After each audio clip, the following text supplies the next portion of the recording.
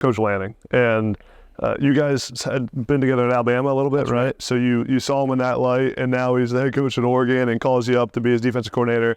How did that relationship evolve, and how excited were you when he called you about this job? Yeah, I was excited. This extremely fortunate for me. This was the third time I was afforded this opportunity to be the D coordinator at Oregon in my career. And the major difference is Dan Lanning. Dan really, he worked for me, matter of fact, at the University of Alabama. GA? That's right. Yeah, he was a GA of mine. And everybody noticed quickly, just his approach, what a great fit he was with our staff.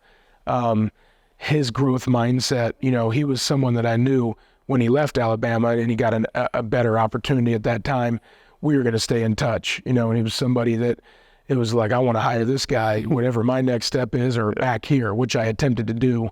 And so shortly after that, Coach Saban agreed, and we tried to hire Dan as a full-time staff member at Alabama, knowing we were going to have some movement. We were actually preparing for a national title. We were in the semifinal game against Clemson, and Georgia was playing against Oklahoma.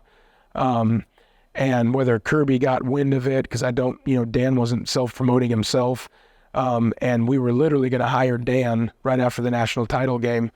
So we were playing Georgia, and I checked in with him about that Tuesday or Wednesday, and Kirby had already stole him to Georgia. He was there, in some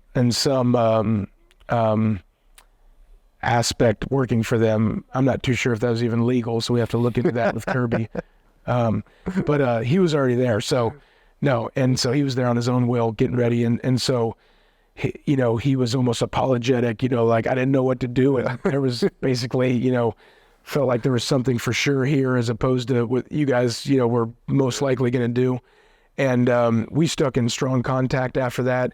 Even when I went to the National Football League, we would constantly do things like Zoom and jump on things and talk about some coverage concepts and pressure concepts. And, we just stuck in pretty solid contact there.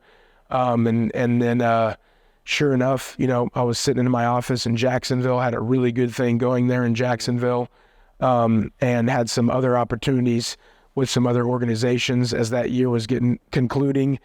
And Dan had asked if I had some interest in coming here. And when I told my wife that, she kind of knew within 30 minutes, probably like, okay, we're probably moving back to college football, and just knowing my respect level of Dan.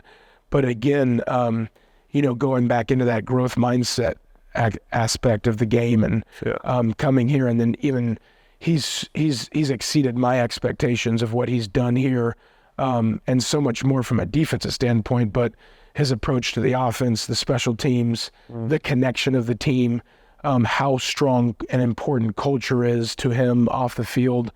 It's been an awesome experience, and it's really cool to see just our immediate success, but also acknowledgement of continuing the things that we can all improve. Yeah.